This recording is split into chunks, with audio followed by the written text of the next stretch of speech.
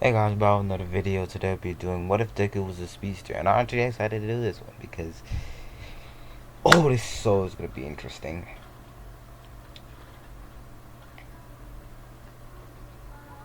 So let's get into the video. So we see Deku at the top of the roof, just laying down on the ground. Yeah, just talked to All Might, and All Might told him that to be a hero, you have to have a quirk, and he should just try to be a police or something. Deku, unlike in canon, this really affected Deku. Deku looked up to All Might, and he remembered something that Bakugo said to him. You wanna know where to get power, Deku? You jump off the roof and maybe the next life you get power. That's why your girl left you. But you're too weak. You worthless, Deku. This really hurt him, more than it did in canon. But then Deku remembered the good times that he had. His classmate, Mei Hajime. She was always enthusiastic and fun-loving. Always flirted with him and teased him. And then there was Todoroki-chan. Or no. Caitlyn-chan, sorry. Caitlyn-chan. She was cold, but she was kind. She always told Deku the truth and never really lied to him. But she also did blush whenever she was around him. Then it was Jiro-chan. She was the exact same as Todoroki, but different. Her and Deku used to play the guitar together, do duets, and everything else. Deku really admired her. She was strong. She was self-dependent. She didn't really need anyone. Deku was just there, and then the rain started to fall and drop on his face, but it was almost like he was numb to it. Almost like he didn't care. Deku just looked up into the sky and just said, "Why is my life like this? First, I lose some people like my grandparents. Second, my girlfriend left me for some angry hedgehog. And the only three things that I have in my life that I really love are people that I can't ever get. Why is my life so fucked up?" Deku turned over. You can clearly see his black curly hair with one stripe in his head, his freckles that he had, his blue eyes, and his sharp demeanor. Frail body. Deku just sighed. And this is when Deku just got up, took his bag, and just left. This is where you see the sludge villain attack. We see Bakugo getting attacked by the sludge villain, but Deku walks away. He does nothing. He doesn't care. He gave up. Deku's not his friend. He's never been his friend. Not in any way, not in any manner. So Deku left. But this is where something happened. His anger, his sadness, his rage sparked something in him. His eyes, his once blue eyes, started to race with white and blue lightning. Started to race past his body. The action that Deku did just now awakened his quirk called Speed Force. With overcoming that leap in his life, overcoming the mere thought of Bakugo being his friend, for accepting his pain, for accepting how his life is completely, and gave up, this awakens Deku's quirk. And this is where Deku bolts off. The rain is still falling, so the lightning that he produced hit the current. Now, disclaimer before I get back into the video. this is gonna be kind of a little depressing thing. Well, it's not like fully depressing, but at first it's gonna be depressing. Then it's gonna go back into like some smushy shit. But it's not gonna get matter, okay? And Deku's life is gonna turn around real quick. But let's just say that. Oh, and I'm giving him all the powers of the species that I know. So the Batman and Flash fuse together. So can make like bat configurations out of his body. But I'm gonna use ice instead of de-aging niggas, cause that's instant kill. I can't be doing that out here. So instead, I give him ice. So when the bat touches you, you turn into ice. He can get you out at some point. I don't know, right? So Deku also has like he can do timer minutes. He can obviously run fast, but I'm not allowing him to try to go into dimensions or or go back in time, because then the times continuum is gonna get fucked up, and I don't want to do that. So no. But he can teleport technically. He's dragging people into the Speed Force and dragging them right back out, or he can just leave them in the Speed Force and come back for them later. So he's kind of teleporting, and he can just re-enter a different place. So yeah, also that.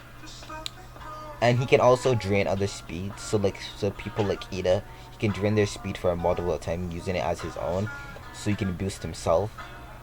So like he can't permanently take Ida's speed, but he can take it and use it on his own to make him go faster. If you understand what I'm saying. Let's get back into the video. Deku bolts off in a white and blue lightning, bolting through the streets, just going and zigzagging all over the place, with windows, glass breaking as he runs. He even reached the speed of Mach speed. Up to Mach speed. He reached Mach speed, and he went further than that. He broke the sound barrier, and now Deku is just running, and he remembers all the pain, all the suffering he had, and this is where he puts a limit right back on to his quirk. Now you see Deku having all these powers within him. He can reach the speed of every single person that I just told you about, like Reverse Flash, Kid Flash, Zoom. You can reach all those speeds. So all their speed is compacted into one person, which is Deku. But here's the thing. I don't want this song. Hold up. Let me fix this.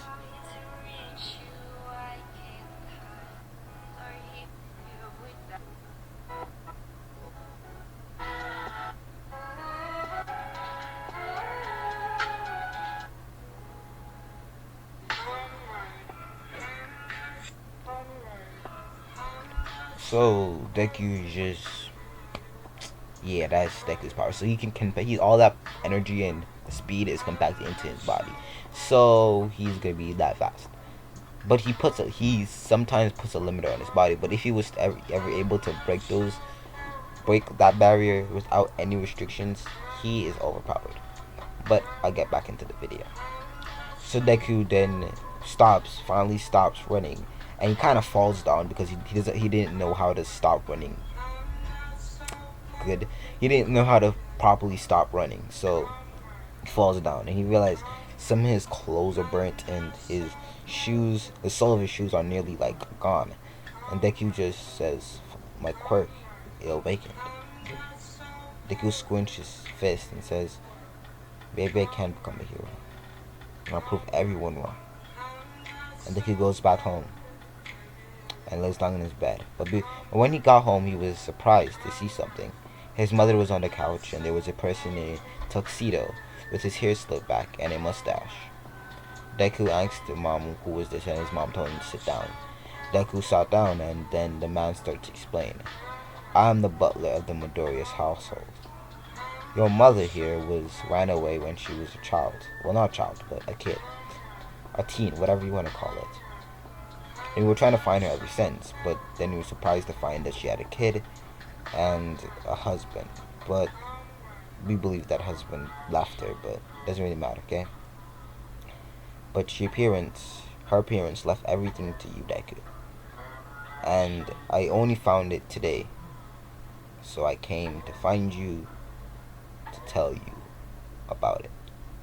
Deku was shocked to say nonetheless. His grandparents loved him. He was never told about his grandparents, really. All his mother told him was that they were good people, but he never really knew them or cared for them, or really give a fuck. But then the man told him something that shocked him to his core. He started explaining about some things. His grandmother and grandfather went by the aliases Mr. Hanks and Mrs. Hanks. That when Deku heard those names, a tear came out of his eyes. And Deku says it was them. Those the old people. Jason. And the butler said, yeah. They wanted to meet you, but they didn't want to just barge into your life. So they used aliases so you wouldn't have anything towards them. Deku just started to cry after that. Now let me explain. Now, Deku had time with his grandparents, but he didn't know it was their grandparents. But their grandparents knew it was him. So, their grandparents kind of tricked him, but they just didn't want to barge into his life all of a sudden. So, but Deku had a good relationship with both of them, unknowingly that they were his grandparents.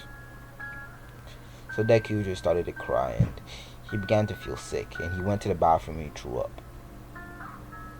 Deku mother carried him to his bed, and he told him that the mansion will be there when they come, and Inko says it's okay, and she just goes and takes Deku. Now this is still the short Inko, so yeah.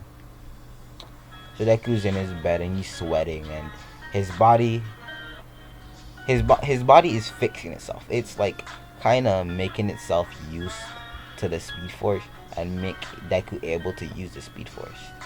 So his once black curly hair becomes more flat and kind of comes in front of his face, with the white strand of his hair just sticking out even more. His blue eyes become more dull, but they're bluing instead. With this blue all the same. Juro, Mei, and Caitlyn are Todoroki's sister, if you didn't catch on. And if you didn't catch on, text Deku, but Deku's mom tells him that Deku's really, really sick at this point. So they say okay, and they come and visit time to time and talk to Deku. This is where Deku's not really thinking straight, so he says some stuff. He tells him that he knows that they love him, and he loves them too. But Deku won't remember this when he actually was perfectly fine again. But he does know this, and he does like all of this. At first, they don't know he's talking rubbish, but they're happy. They finally get to be with Deku because there was one roadblock in their way, and that was Deku's ex-girlfriend. And if you want to know, you're gonna have to keep watching who was Deku's ex-girlfriend. Along with a lot of people actually can just guess it, but it doesn't really matter what it is. So Deku just sleeps, and when he wakes up, he's taller, like way taller. He now has abs. His body's becoming more defined. But he realizes his dull eyes and his long, long hair. Deku, when Inko comes in the room just to see Deku's like in boxers, and she just says, yo. And Deku says, Mom, do you know what's going on? And Deku then remembers something, and he starts vibrating his hand. He told his mom that his quirk activated. His quirk then that Inko just then explained, because Inko's a doctor in this one. She explained that your body is probably just adjusting to your quirk, so it needed to adjust and form your body into a way to use the quirk properly. But then Deku says, I'm really hungry now. And Inko just brings up a plate of food and other stuff, and Deku eats it in a minute flat. And she just brings more food for him, and Deku's just thankful and says, thanks, Mom. And Deku just... But then he asks his mom to cut his hair, and Inko was glad to. Inko made Deku to sit down, and she said that you were gonna go home in a while. Deku says, home? Oh, then he remembered, and a tear came out of his eye. Deku says, don't worry, Mom. I'll be there with you. All through the way. Deku smiled at this. Inko saw that it was kind of fake. It was not like he wasn't gonna do it. It was that something was bothering him. But she didn't want to pressure him, because that's how Deku was. He was always a silent ruler. He would rather to someone for him to have a bad day than someone else, showing his true, true as a hero. So Deku, when he got back upstairs, he packed up all of his All Might stuff and threw it in a box and threw it outside. He didn't need it anymore. He moved on. Deku just, in a minute flat, just cleaned his room and no, he packed his things, packed his mattresses, packed his clothes, packed his books, packed his computer, packed everything. And he did it for his mother too. And his mother was surprised to see just this white and blue lightning just going around the house, and she was just amazed to see her son, how he's grown and how he's become. But yeah, Deku, he's grown up pretty good actually. Deku just there, just walking down the stairs, putting his books and bags and like boxes and suitcases into the limo that was outside, and they drove to their actual home. Now, to be surprised, it was really close to UA, but that's not the matter right now. It was an 8-story mansion. It looked old, but it had an old design, but the bricks and everything looked new. It was absolutely white with some gold painting, and had a statue of all of their family, even Deku, which Deku found weird, but yeah, Deku was sitting on his stone, just looking at the sky, and so was every other member of Deku's family, including Inko. She was just looking at the sky too. Deku found this weird because the sculpture looked like the exact him right now. Then the butler explained. The stones are made to look like you. So if you made any significant changes, the stone would change, and it would stay that way until you like change to a drastic amount. So because Deku like changed like a lot, the statue changed a lot. So Deku understands and he asks if it's someone quirk, and he says yeah. So Deku says that's a weird quirk, but it's kind of cool. He says yes, Master Midoriya. And Deku just went inside and greeted all the maids and the butlers, and they just said hi, Deku-sama. And Deku went to his new room, unpacked his stuff, and went to the garage and saw all these cars, everything. He still didn't accept it. He hasn't accepted it yet, but he's glad for this life. Mom seems happy again, and Deku's happy about that. Deku then went outside and just sat on the porch. Deku had just signed his thing to go to UA, and he's planning to go. Deku then reflects on his ex-girlfriend. At first, everything was good. It was like no wrong could happen. Then Bakugo came, started mocking and flirting with his ex-girlfriend at this point, but it was his girlfriend at that point. And but he couldn't do anything. If there was one thing Bakugo was right about, was that Deku was weak, and not even he could deny that. He was weak, but he's not weak anymore. So Deku went into the training grounds that was there, and he started to train. This is where he learned that he could make typhoons with his hands, and even make a tornado just running around in a circle. This is where he also found out that he can make configuration of a bat, and the bat, when it touches something, it turns into ice. Deku then found out about time remnants, but it also took him a lot of weeks to know that. It took almost 10 months, but he hasn't learned how to teleport anymore. He didn't learn how to teleport. So Deku just goes, but he can't create time remnants at this point. So it's the day of the exams, and before the exams, we flash back to Deku's conversation with Caitlin, May, and Juro. Deku just was going to his old house to collect some mail because they hasn't reassigned it to the other house yet. So he went to collect mail, and he saw Caitlin, and May just standing outside of the door. Now they all knew about Deku confessing to them, which because all of them was there at the same time, and he called all their names, and he said, "Hey guys, why are you here?" And they say, "To see our boyfriend." And Deku says, Someone moved in here so early. I thought it'd be a few years or something." Deku just shrugged his shoulders, and they looked at him like he was crazy. And they says, "You're our boyfriend, silly." Drew. Kaylin said this in a quite cold tone, where the others said it in a kind of a joyer tone. Deku says, "I don't believe saying that, and I don't remember saying that."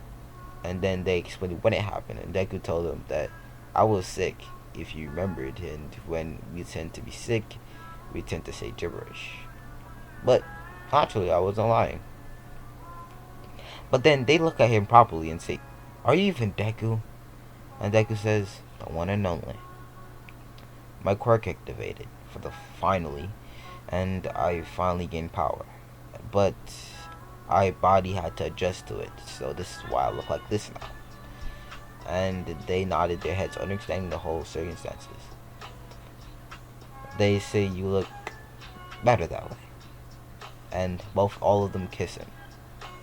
Caitlin kisses him on his lips, Jiro kisses him on his cheek, and May kisses on his other cheek.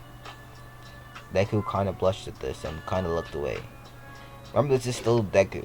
He might have become way colder and more depressed, but he still has some urges of Deku in there, so yeah.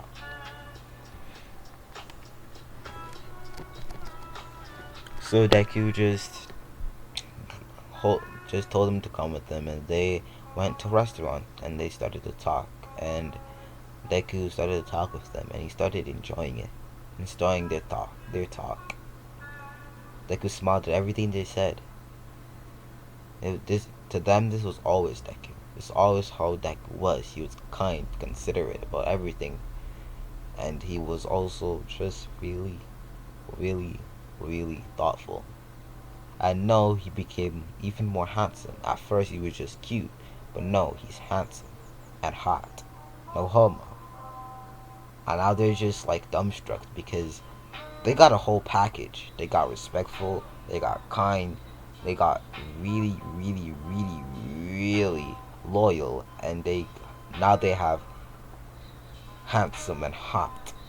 No homo. So they're just ecstatic. So they feel like they're the luckiest girls on earth. Which they are, to be honest, when you have something like that. No homo. So Deku's just smiling everything they say, and Deku's just laughing along with them. Deku ends up paying, and Deku just says, "If you want to meet my parents, let me actually introduce you to my mom and tell her the truth." They nod, and they go over to Deku's new house, where they see this huge mansion. I'm talking huge. I'm talking real huge. I'm talking like X. You know where the X-Men was? The X-Men was? Yeah, there. I thought she was a whole entire school. I was sidetracked. So it's that big. And they see a statue of Deku, and Deku says, "That's my whole family." And they say, "Wow." Deku told them that his grandparents left everything to him. And when I say everything, I mean everything. And Deku just walks inside and asks for his mom, and they tell him where his mom is, and he goes there. He says, "These are my girlfriend's mom."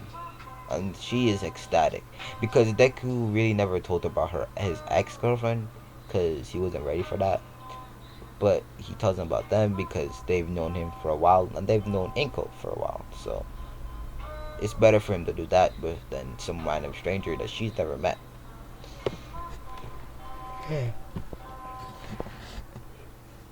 Because, and Ninko just put out this slight comment that, "I almost thought you were swinging the other way. I'm so happy, Deku." And Deku spit out his drink and said, "What?" And Inko says nothing. Deku just kind of chuckles and says, "Mom, you're crazy," and he just like laughs, right? So we time skip to the internet. Caitlyn went to the what's called it now, recommendations, and May took the support course trial. And Juro, she's in another platform than Deku, specifically the one with Bakugo. But Juro doesn't really like Bakugo that much. He kind of hates her, but it doesn't really matter, does it? Deku then walks into the place, and then they they open the gates, and as they open the gates, Deku just blitzes in. But one person caught his eye that he finally kind of felt a feel of hatred towards him. It was Ida Ingenium. This was his ex-girlfriend, person that she also liked, but never got, because she's with Bakugo. So, yeah, it's kind of tough. Anyways, Deku then started to demolish and vibrated through each and every robot. And when he vibrated them, they also vibrated too, making them destroyed. So he was also doing this while running, so it showed his incredible speed and precision and timing. So it was really cool to see just this blur of lightning and of blue and white lightning. And Deku then pulled up to the 0 pointer and gave it a punch right in the face because he never stopped running. So he accumulated energy. So when he hit it, it was destroyed. Deku then pressed first place and got another recommendation, a scholarship to UA. And Deku was put into 1A. This is where Deku goes home, and after a few weeks, Deku's just been talking with Juro, Caitlyn, and May. And Caitlyn starts telling Deku about her brother, Todoroki.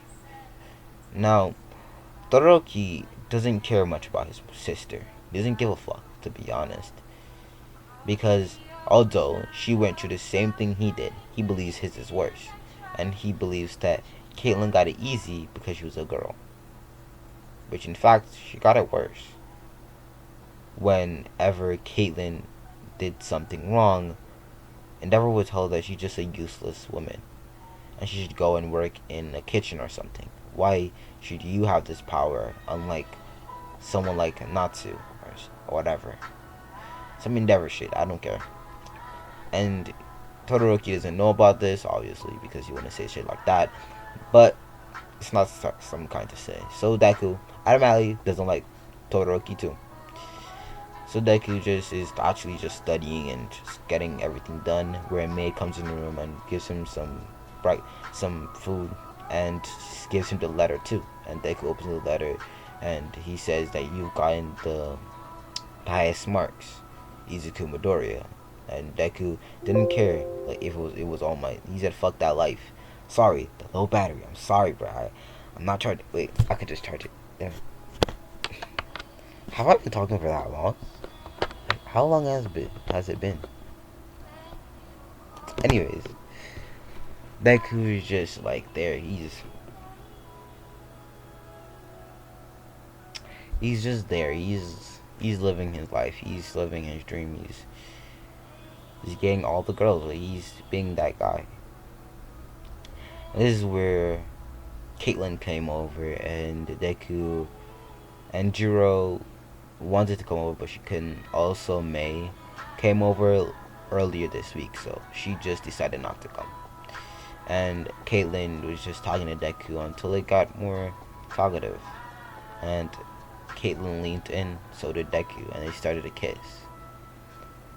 Deku glided his hand around Caitlyn's back, undoing her bra.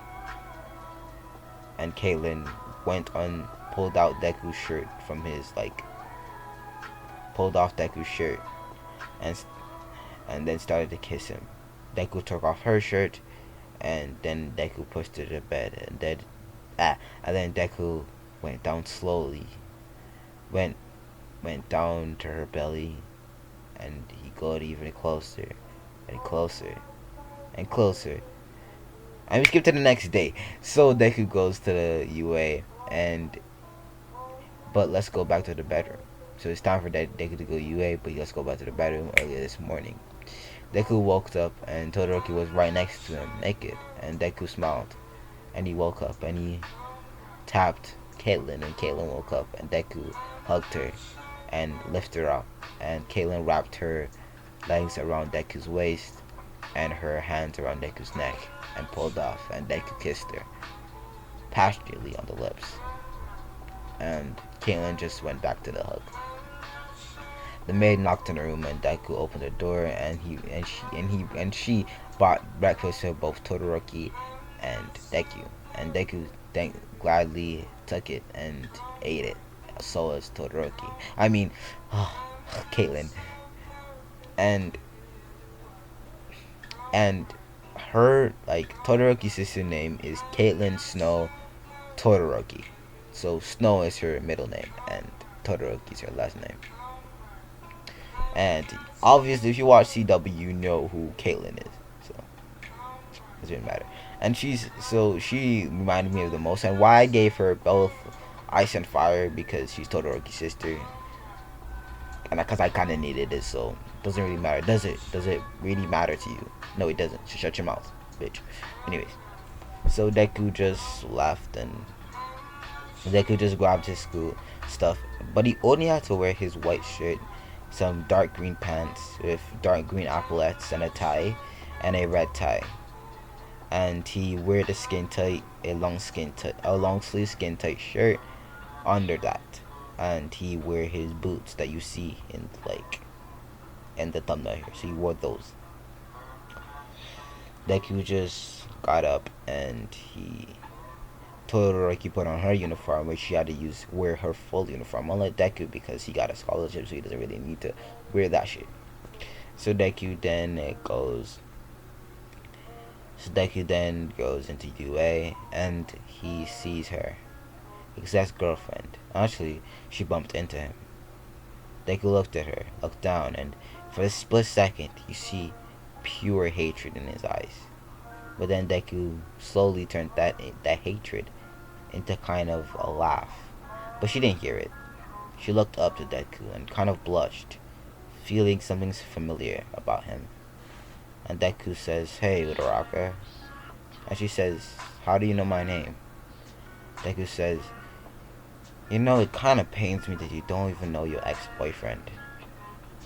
And she looks at Deku and says, "Izuku?"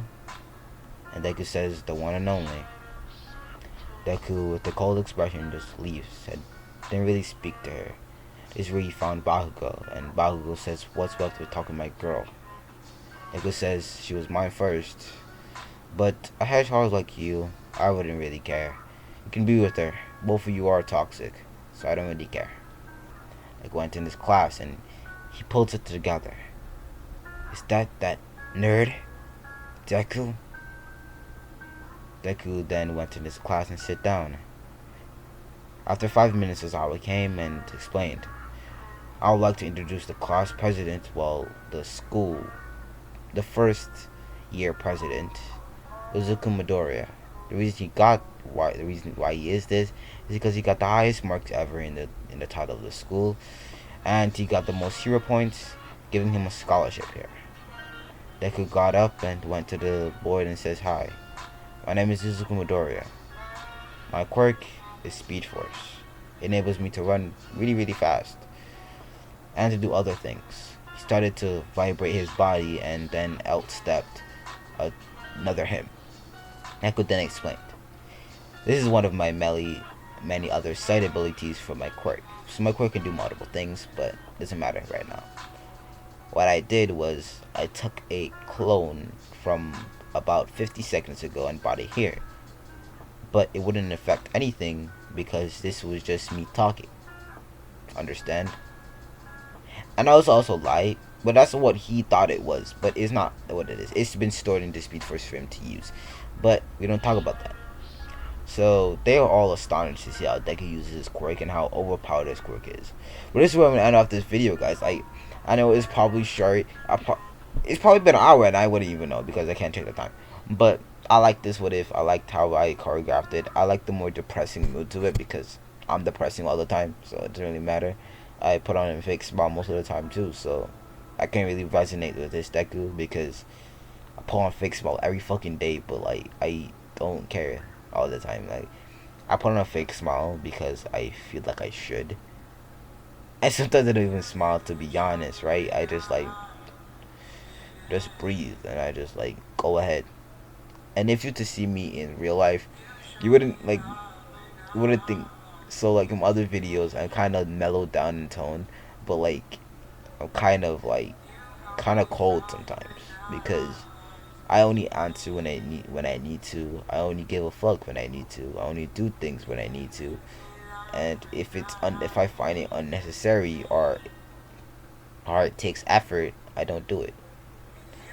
I feel like that's one of my many downfalls, but that's not the point. Okay, the point is that I hope you liked the video. The video that would coming out next would probably be what if Nafumi was Madara Uchiha, most likely. But that's gonna be the end of the video, guys. See ya.